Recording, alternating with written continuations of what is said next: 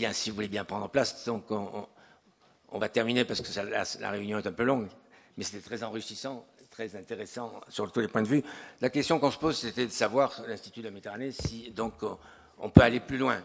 L'autre jour, tout à l'heure, ça a été dit par Constantin, Patricia, que depuis 20 ans, nous faisons des études très académiques, poussées sur différents sujets, et nous avons senti l'intérêt à la fois de nos partenaires collectivités, mais aussi de l'Union européenne, d'aller plus loin, d'aller sur l'influence, pas sur la réalisation, mais sur l'influence auprès des décideurs.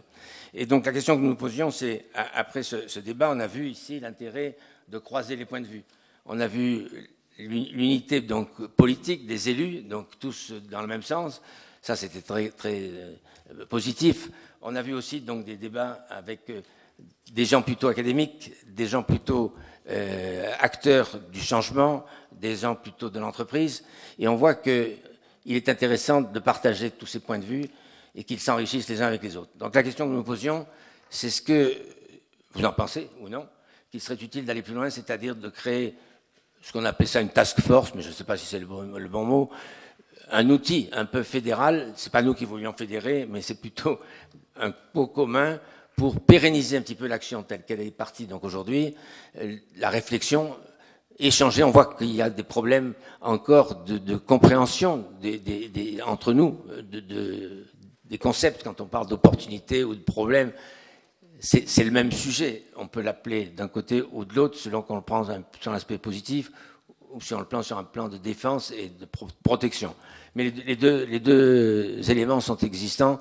La question est donc, petit tour de table pour voir si on aurait intérêt à poursuivre cette réflexion, à la poursuivre entre nous, donc sous une forme à trouver, donc une forme un peu fédérale, parce qu'on a bien qu'on s'enrichit les opinions des uns des autres. Patricia. Merci, Monsieur le Président. Oui, l'idée donc qu'on aurait souhaité initier, mais encore une fois, tout en ayant conscience que personne ne nous a attendus pour travailler sur le climat et les questions environnementales, ce serait de créer une sorte de hub territorial qui permette de rassembler l'ensemble des acteurs qui travaillent, qui sont mobilisés sur les questions environnementales et les questions de changement climatique, qu'il s'agisse donc de chercheurs, qu'il s'agisse de think tanks, qu'il s'agisse d'associations, d'ONG, d'institutionnels, d'opérateurs, d'acteurs économiques. L'idée, ce serait de pouvoir donner une meilleure visibilité à la capacité, à l'expertise, à l'actif qui est présent sur notre territoire, sur ces questions climatiques. Ce serait de pouvoir créer des synergies entre les institutions scientifiques et les acteurs locaux. Ce serait de pouvoir être plus actif et plus opérationnel et davantage préparé pour essayer de lever des fonds ensemble, c'est-à-dire répondre à des appels d'offres par exemple. On sait qu'il y a pas mal de financement maintenant sur la question du climat et je pense qu'on aurait intérêt à créer des partenariats en amont, c'est-à-dire être déjà prêt pour pouvoir effectivement s'associer et être plus efficace dans nos réponses aux appels d'offres et ne serait-ce que faire partager l'information sur les appels d'offres qui nous arrivent. On a eu par exemple une proposition par une entreprise, un gros groupe allemand sur un H2020. On a fait partager cette information et associer avec nous les partenaires que l'on avait repérés déjà, c'est-à-dire Énergie 2050 par exemple. Mais je ne sais plus qui on a associé encore. Le plan bleu, oui, le plan bleu, effectivement. Mais on aurait pu associer plus largement des partenaires sur ces gros types de financement que sont les H2020. Ça, c'est un exemple, mais des possibilités, des opportunités de financement, il y en a pas mal et on a tous besoin, quel que soit le type d'organisation que l'on est, on a tous besoin de financement pour pouvoir travailler à peu près convenablement. Donc on partage ça en commun et c'est clair qu'on pourrait naturellement élaborer des projets en commun, avoir des agendas de recherche, définir des agendas de recherche ensemble. Et je pense que ça pourrait à la fois tous nous renforcer, ça renforcerait nos institutions, et ça donnerait aussi aux collectivités un outil à mobiliser sur ces questions-là.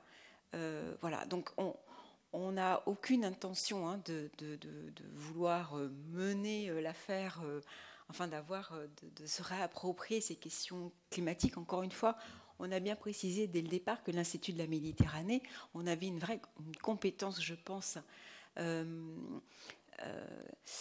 qui est une reconnaissance, je pense, sur les questions académiques qui traitent sur les questions méditerranéennes. On n'a aucune crédibilité, enfin, on ne prétend pas avoir une légitimité incontestable sur les questions climatiques. Donc nous, on est juste là pour entre guillemets, initier quelque chose, initier une fédération, et puis essayer de coordonner ces actions locales avec effectivement ce qui existe au niveau plus régional. Notamment, je me tourne vers vous parce qu'on va en parler après. Mais voilà, donc voilà l'idée que l'on avait initialement. Les collectivités locales pourraient aussi naturellement être associées à cette constitution de hub. Ils ne sont pas là, mais l'AMU est en train de discuter justement. On avait préparé avec Constantin une pré-note entre guillemets, mais qui n'avait que pour seul objectif d'essayer d'associer avec nous l'AMU, c'est-à-dire Aix-Marseille Université, parce que quand l'université, les processus décisionnels sont un peu plus longs que les organisations, entre guillemets, type association ou ONG. Donc il leur fallait un peu de temps pour faire remonter ça à la gouvernance. Donc on avait rédigé une note pour qu'on puisse au moins sur un dénominateur commun être à peu près d'accord sur qu'est-ce qu'on voulait faire. On a associé aussi dans une toute première étape, parce que vraiment on a fait une petite réunion avec les services des relations internationales de l'AMU et avec le MEDEC, parce qu'il me semblait incontournable naturellement d'avoir comme partenaire le MEDEC. Donc on s'est entendu sur une petite première note ensemble. Bien entendu, il faudrait associer Énergie 2050. Bien entendu, vous, Gilles, il faudrait associer des partenaires tels que le grec PACA, incontournable. Et je suis ravie d'ailleurs que Philippe Rossello ait exprimé ce besoin et cette nécessité effectivement de collaborer et de se fédérer et de rassembler nos forces sur un projet commun. On a naturellement le plan bleu, le CMI, c'est incontournable, l'IRD, la VITEM, et c'est une liste qui n'est absolument pas exhaustive, d'autant que on aimerait tous que soient associés aussi des opérateurs privés.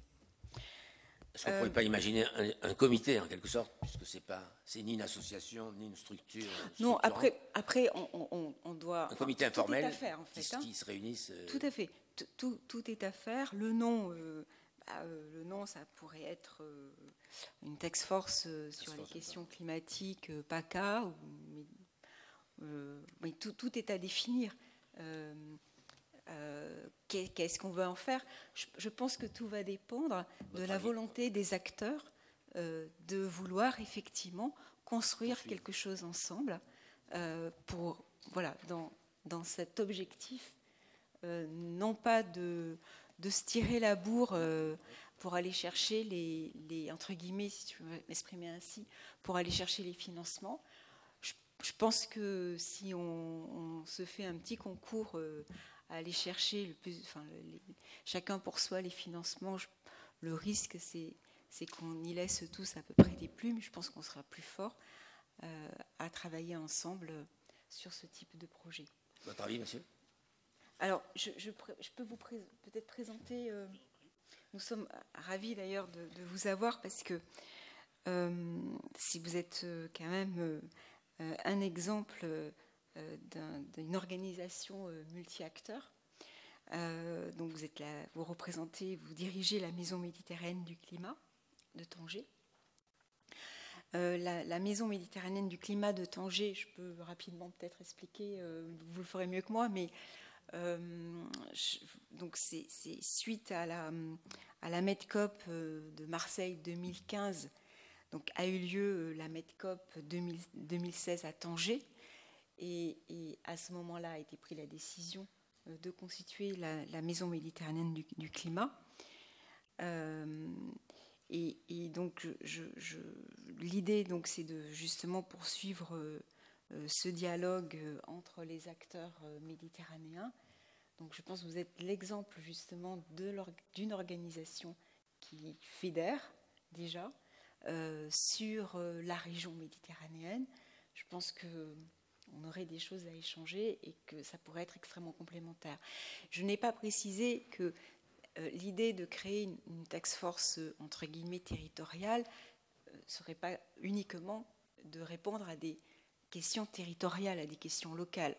Naturellement, ça aurait pour vocation à la fois de répondre à des questionnements, à des problématiques locales, mais avec aussi une dimension internationale.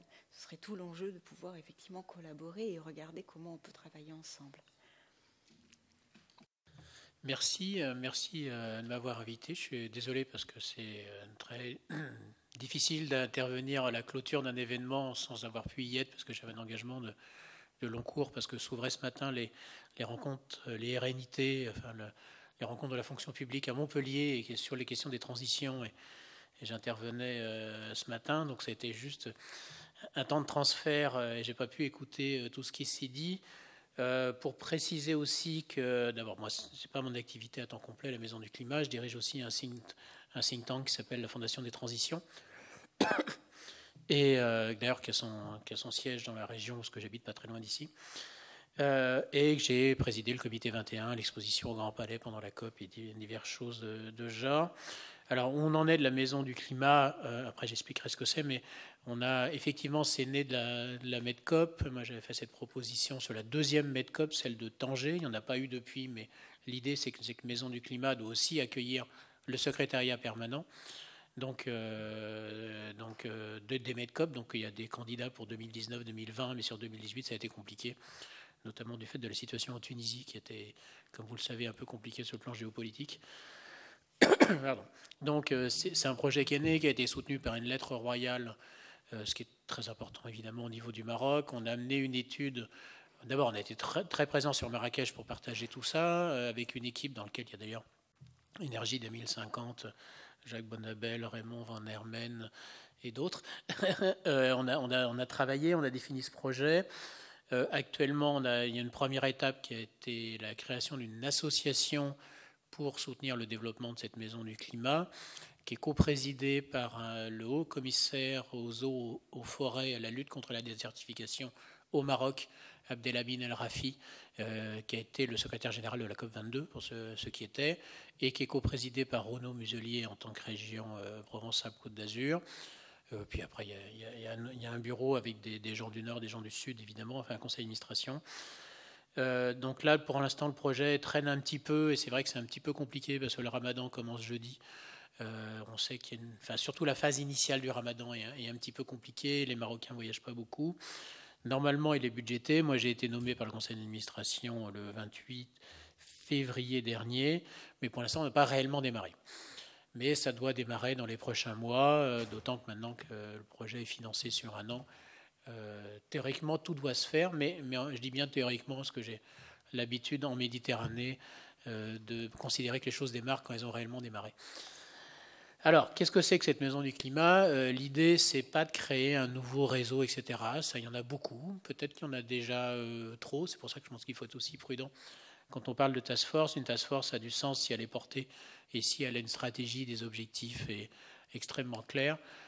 Puisque, effectivement, comme il y a beaucoup de réseaux, alors il y en a beaucoup à l'ouest de la Méditerranée, je me suis rendu compte qu'à l'est, c'est encore pire. Il y a encore plus d'organisations, de réseaux.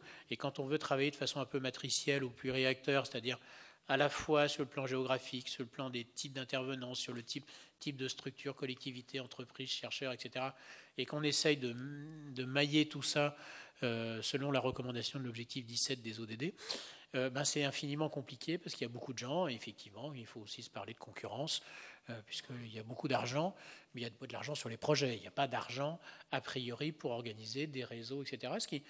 Ce qui pose souci, parce que vous avez le sentiment que je peux considérer que parfois qu'il y a trop d'organisation. Je pense qu'il n'y a pas assez de gens qui font le travail intermédiaire, mais que ça veut dire aussi que le trop de réseaux, pour pouvoir le compenser, trouver les financements, ça veut dire aussi amener des vraies professionnalisations, des vraies expertises, des vraies compétences, ce qu'a fait la Vitem tout à l'heure, vous êtes exprimé, ou plein d'autres. Mais c'est un vrai sujet.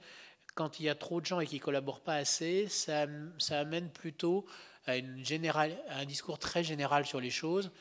Or, les opérateurs demandent des intermédiaires, et particulièrement, j'ai entendu parler de la GIZ, mais l'AFD dit la même chose.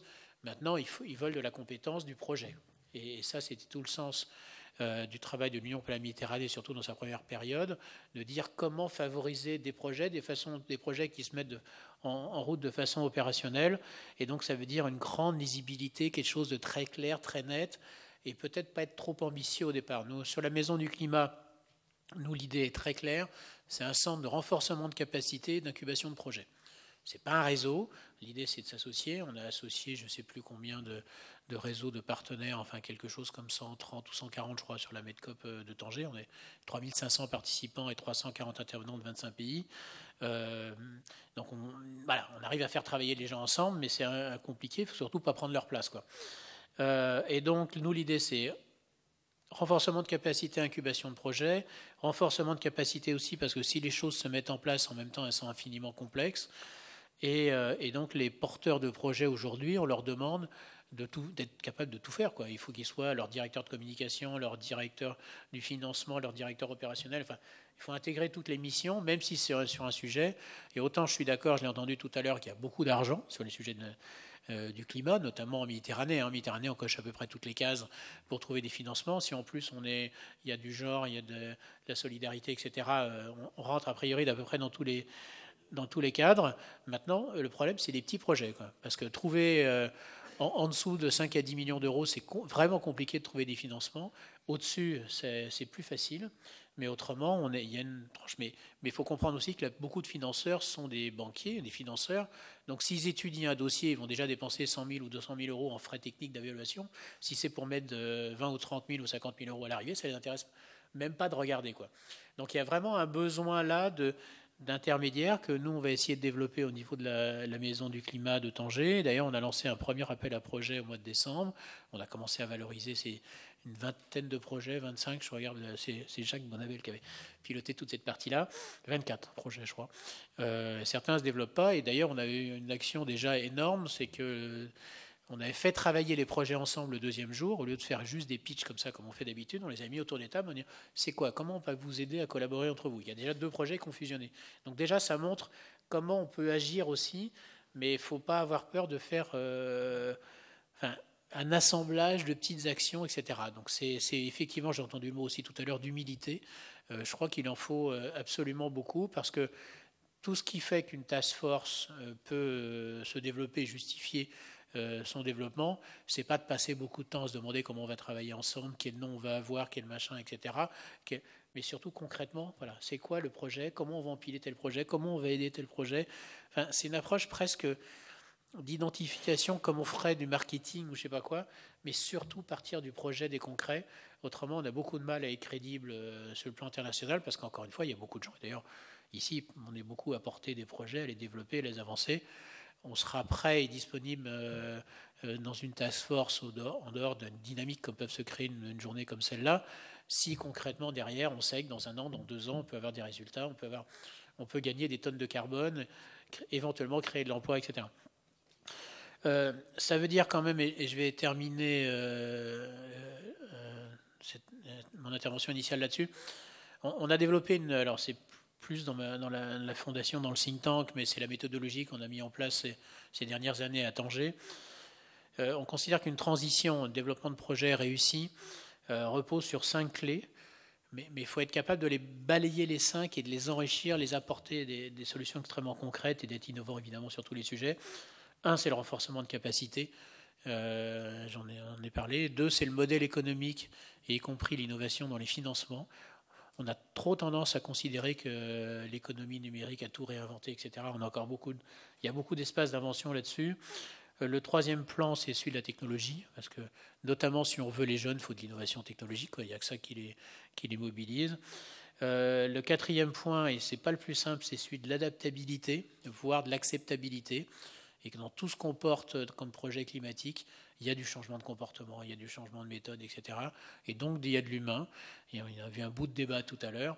Ça veut dire qu'il faut vraiment y aller. Il faut y aller avec des sociologues, avec des gens qui savent gérer des sciences humaines, parce que c'est infiniment compliqué, vous rappelant qu'on n'a pas totalement une unité culturelle autour de la Méditerranée et que tous les projets demandent tout ça. Et le 5e point, c'est celui de la temporalité, parce qu'évidemment, on croit toujours que les choses vont être plus rapides, que tout le monde va comprendre tout de suite.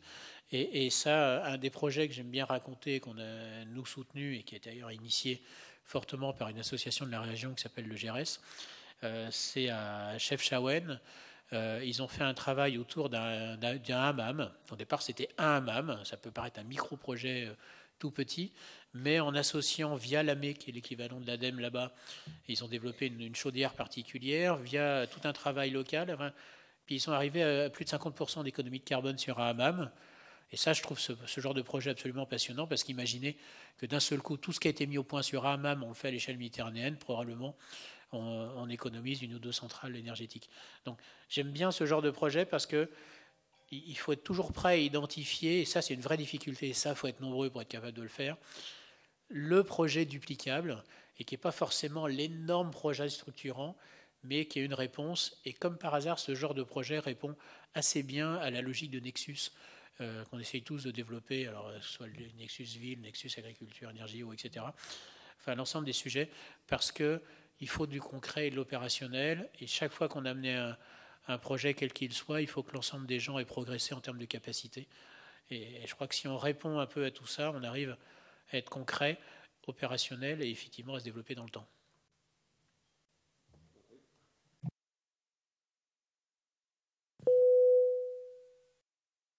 Si je peux juste me permettre, hein, mais on est la plus grande partie déjà des forces, entre guillemets, au niveau local, on est en amont même des projets. Parce que déjà, il faudrait qu'on communique entre experts, enfin, entre chercheurs, entre institutions existantes. Donc on est avant l'identification des projets et leur mise en application. On est, nous, sur l'interface entre les deux. On est en amont et à l'interface entre les deux. Voilà. Et donc, je pense sur les questions qui sont en amont et à l'interface, il me semble que c'est davantage sur ce terrain-là qu'on a besoin de davantage communiquer et collaborer. Voilà, je voulais ouvrir une parenthèse parce qu'on n'est pas exactement sur le même niveau de questionnement. Oui, pardon Stéphane. Mais enfin, je pense aussi qu'il faut arriver à amener tout ce travail scientifique dans tous les domaines, aussi dans les projets à chaque instant. On est sur on a mis, quand on a inventé l'écriture, on a mis 3000 ans à changer tout. On a mis peut-être 300 ans avec le siècle des Lumières, etc., quand Gutenberg a inventé. Le numérique, c'est plus du tout ça, quoi. C'est le bêta-monde, quoi. On invente, on cherche, on innove, on teste, on fait en même temps, on développe. Voilà. Et je crois que c'est aussi important que alors, il y a besoin de travail en amont, y compris de la recherche fondamentale, mais il faut de l'inclusion beaucoup plus rapide. Il faut que les scientifiques soient aussi là sur l'aspect opérationnel, concret, etc. Voilà. On est bien convaincus de ça aussi, bien sûr.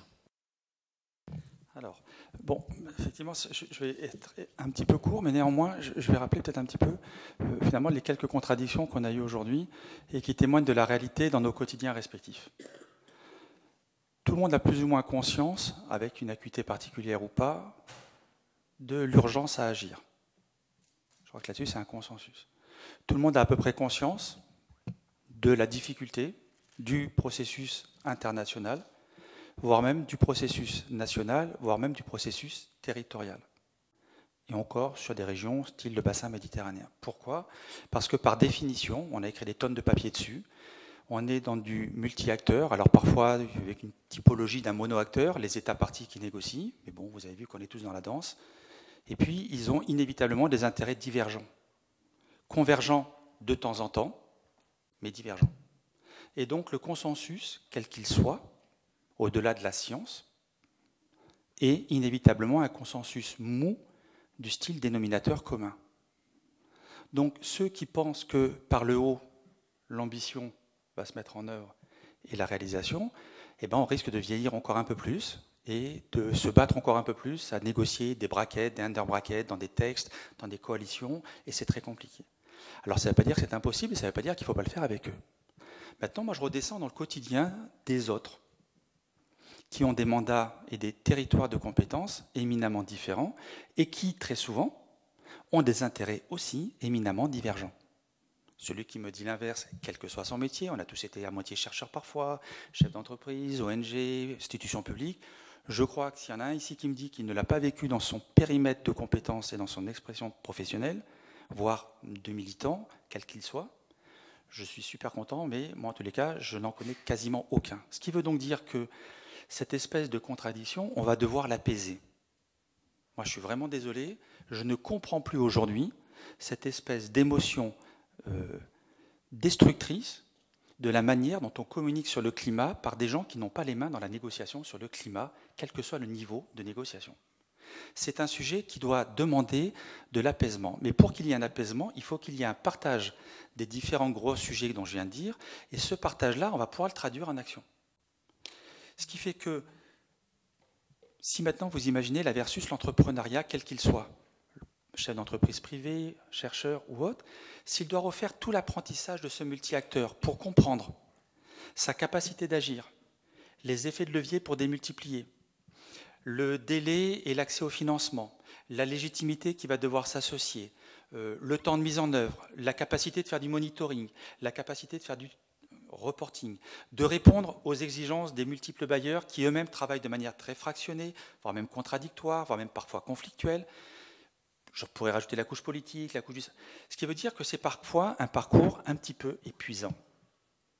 Et on est tous convaincus ici qu'on doit super agir dans l'urgence. Alors, Gilles l'a dit, et effectivement, on est complice de Gilles sur plein de sujets, et on apprécie aussi plein de personnes qu'on connaît dans la salle ou autre des réseaux. Nous, on a pris le parti un peu inverse. Alors, vous allez comprendre pourquoi d'ailleurs on est là. C'est que nous, on ne cherche pas à porter une voix unique. Vu la taille du réseau qu'on a actuellement, on a décidé volontairement d'être en capacité de s'impliquer avec le mot juste dans le réseau qui est opportun à un instant donné sur un territoire donné. Ça veut dire quoi ? Ça veut dire que quand nous on fait une contribution prévue, déterminée au niveau national pour le Togo, je parle au Togo avec des mots pour le Togo, contextualisés pour le Togo, qui peut donner un effet de levier pour le Togo et les bailleurs qui bossent avec le Togo. Et du coup, on est lisible pour le Togo. Alors peut-être que des gens, et on l'a eu, nous ont dit « mais pourquoi vous n'avez pas mis ça ?» Allez-y les gars, allez passer 5 mois avec toutes les forces vives du Togo et parlez-leur de la séquestration qui leur pose un problème de besoins alimentaires. Et vous allez devoir un moyen pour effectivement parler d'atténuation, mais parler surtout de développement. Et quand je bosse avec des ministres, j'adapte. Quand je bosse avec des économistes, c'est pas péjoratif du tout, j'adapte. Quand on bosse avec Gilles sur le merveilleux projet de la maison de Tanger, aussi on adapte. Parce qu'on sait que ce multi-acteur en Méditerranée, il est tellement riche qu'il peut donner lieu à du bruit. On avait fait un premier document qu'on avait un peu allégé à la fin, parce qu'il y a beaucoup d'acteurs qui, effectivement, comme il l'a très bien dit, sont des fois souvent en compétition. Et donc, peut-être que l'issue de toutes les bonnes volontés, parce que je crois qu'il y en a plein dans la salle, même s'il y a des gens qui ne se comprennent peut-être pas, mais je crois souvent que c'est une question de mots, parce que j'ose espérer qu'il y a tout le monde a le même moteur. Peut-être que je suis un peu stupide, mais en tous les cas, j'y crois. Et donc, je crois qu'en fait, on doit maintenant s'attacher à voir, dans ces task force, ces coalitions ou autres, celles où on peut avoir une plus-value. Oui. Quel intérêt pour moi d'être là ? Moi, je crois que dans notre partenariat, par exemple, avec les économistes, ça a du sens. Les partenariats avec le monde académique, ça a du sens. Pour plein de raisons, je ne vais pas le détailler, je n'ai pas le temps. Les partenariats avec les gouvernements locaux, je vais donner des exemples, ça a du sens. Le partenariat régional, territorial à la région méditerranéenne, pour d'autres raisons, ça a du sens. Donc là, on y met des billes en apportant modestement notre contribution. Modestement. À la bonne taille, au bon moment. Alors évidemment, on souffre de manque de moyens. Ça, il l'a dit, et c'est vrai, c'est compliqué, parce qu'on doit trouver des projets pour sécuriser cette capacité d'aller un peu plus loin que ce qu'on a été fait pour être nourri, mal ou bien, pour essayer de faire autre chose. Et là, on peut voir les logiques d'entrepreneuriat qui devraient être complices et qui le sont très souvent, parce qu'ils peuvent dégager de la marge. On a discuté avec des entrepreneurs ici ou autre, oui, parce qu'il y a cette intelligence collective qu'on doit créer. Donc moi, je reviens à la notion de task force. Effectivement, si on pressent qu'il y a un besoin, c'est intéressant. Si c'est juste pour faire un effet d'apprentissage, je vous le dis franchement, il y a des milliers de réseaux qui le font déjà bien. Et sincèrement, on va tous perdre du temps parce que c'est épuisant. Parce que pour que des gens comprennent ce que nous on vit dans les négos depuis X années, je n'ai pas envie de dire dizaines d'années, mais pas mal, je pense à Nick pourra en parler aussi, on s'est croisés dans plein de COP ou autres, ça prend un temps monstrueux rien qu'à comprendre ce qui est en train de s'y passer. Quand nous on fait le guide des négociations, c'est 6 mois de notre vie, comme en parenthèse, pour absorber la complexité de l'enjeu. Donc si maintenant je dois la traduire à un entrepreneur, le gars disjoncte en 2 secondes, parce que ce n'est pas son boulot. Lui, il doit comprendre qu'est-ce que je peux lui apporter dans l'agenda de son action d'aujourd'hui pour que lui, indirectement ou directement, il soit complice de mon agenda quand je parle aux négociateurs du groupe Afrique ou du groupe G77. Ça, c'est super intéressant, parce que si j'arrive à faire ce pont, c'est ce qu'on essaie de faire super modestement à Énergie 2050, mais on arrive un petit peu quand même à le faire, ça c'est bien, parce que du coup, là, je suis dans une coalition. Donc, pour finir sur ce sujet-là, vous avez bien compris que nous, on est intéressés par toutes ces forces. Parce qu'on a vécu sur le territoire, on a fait un projet, on a eu la chance de faire un projet avec Annick et avec d'autres sur le territoire, c'est compliqué.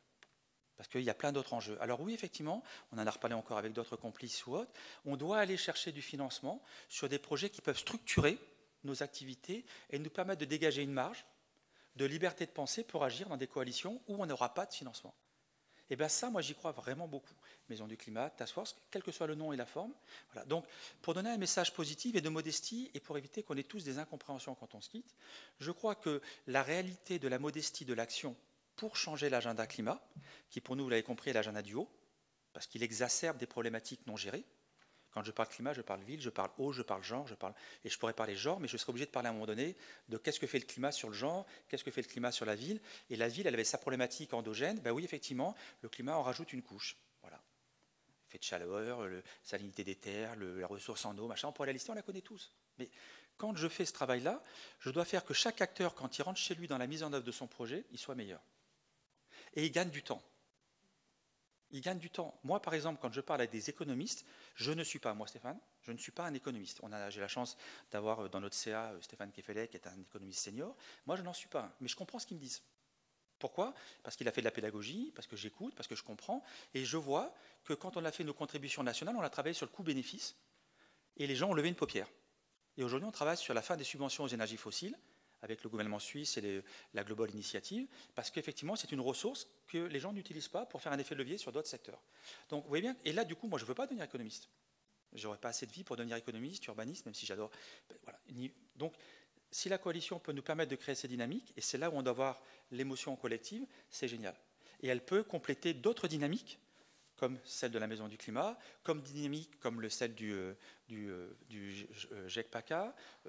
Tout le monde doit repartir en ayant mangé à sa faim, et donc va contribuer à cette construction collective. Voilà. Donc c'est le message que je voulais passer. Je ne suis pas plus enthousiasmé, je vais être, même si c'est des amis, par celle-là que par d'autres. Celle-là, pour nous, elle a un sens aujourd'hui, parce qu'on pense que l'économie est peu ou pas suffisamment intégrée dans la rationalité de la mise en œuvre des contributions nationales aujourd'hui de l'accord de Paris. Je pense. Parce qu'on est toujours dans le macro climat carbone, les nouveaux mécanismes de marché, on ne sait pas quoi y mettre. On va devoir l'accrocher à du réel, pour que les entrepreneurs y trouvent leur compte, pour que les chercheurs continuent à créer du savoir et que les politiques puissent mettre l'argent là où il faut pour faire des effets de levier. Des gens comme l'ADEME, des gens comme les régions, les gouvernements locaux ou autres, parce que quand ils mettent de l'argent, ils ont besoin de mesurer la performance de ce qu'on va faire. Et si on n'est pas en capacité de leur expliquer, eh bien évidemment, ils n'en mettront pas. Et nous, ce n'est pas pour qu'on vive et qu'on se paye nos salaires, mais non, c'est parce que le projet doit avoir un sens et doit être mesuré par rapport à tous ces agendas très contradictoires. Voilà. Donc c'est un peu le message que je voulais passer. Donc c'est un message que je veux être et que je crois être positif, pas du tout utopiste, parce que après 30 ans sur le terrain, je vais vous dire l'utopie, bon, je la garde dans mes soirées un peu de désespoir, mais dans la réalité, dans le monde réel, c'est super dur. Donc les coalitions doivent m'aider moi à rencontrer des complices pour des projets de mise en œuvre, doivent m'aider moi à rencontrer des moyens pour mieux comprendre pourquoi mon projet précédent n'a pas marché, ou pourquoi le projet de mon collègue avec qui je travaille ou que je conseille par amitié, pas que pour des business, je peux lui donner des moyens de mesurer la performance de son projet et qu'il aille plus loin. Voilà le message que je veux passer. Alors bien évidemment, nous, on y sera si elle va dans le sens de ce qu'on a dit. On est aussi effectivement, souvent d'ailleurs un peu grâce à Gilles qui a essayé de fédérer beaucoup de forces vives positives de la Méditerranée au-delà des réseaux qui existaient, parce que je peux vous dire, quand il y a eu tous les débats, nous on était derrière, hein, on était dans c'était quand même compliqué, mais ça a marché, donc tant mieux. Maintenant, il faut aller plus loin. Et voilà, donc c'est un peu le message positif que je voulais passer, qui est un message effectivement de modestie, parce qu'on ne pourra apporter que notre petite pierre à l'édifice. Et dernier mot, on sera à la COP24, on va faire comme l'année dernière, mais l'année dernière on a beaucoup souffert, on va essayer d'avoir un pavillon multi-acteurs. On était les seuls, je vous l'ai dit. On a eu 70 événements sur notre pavillon, je dis bien on était les seuls. Il y a eu 52 pavillons, on était les seuls à avoir accueilli des gouvernements locaux d'Afrique, des comités 21, sur l'agriculture, la PAD, sur les villes ou d'autres. Donc on relance cet appel. On ne peut pas le porter financièrement seul, ça ne veut pas dire donnez-nous de l'argent à nous, il sera reversé ailleurs. Mais ça veut dire, ce type de coalition, nous on le pratique depuis notre genèse, c'est notre ADN. Donc c'était des bons exemples. Pourquoi pas commencer à réfléchir pour mettre en œuvre et montrer cette envie d'agir d'un territoire ou du multi-acteur, dans le cas d'une COP qui s'annonce très compliquée, vous le savez tous, la présidence polonaise est chaotique et c'est très compliqué. Voilà, je m'arrête là. Donc juste un exemple pour dire qu'on peut le faire, et nous-mêmes, des tout petits acteurs, on a réussi à faire 70 événements. Constantin était à un de nos événements, et il a vu le pavillon qui explosait, c'était un des plus pleins, il explosait, 70 coalitions d'acteurs, chaque fois avec 5-6 réseaux représentés, qui ont tourné sur notre pavillon pendant 15 jours. Voilà. Donc je vous remercie, juste continuons, mais de manière super apaisée et positive, même si on accouche d'une souris au début, pourquoi pas? Écoutez, je vous propose peut-être, c'est pour ne pas se compliquer donc la vie, il y a une communauté d'intérêt ici sur répondre aux défis climatiques. La communauté d'intérêt y est. Donc nous allons lancer, nous, l'Institut de la Méditerranée, une étude sur climat et territoire. Donc on associera tous ceux qui sont ici donc, à cette démarche et ceux qui voudront participer, donc participeront donc avec nous, sera la preuve du mouvement en marchant. Puis on verra après si on doit aller plus loin, tout en restant à la fois informel, mais quand même relié par cette volonté commune d'agir et d'agir vite. Merci de votre attention.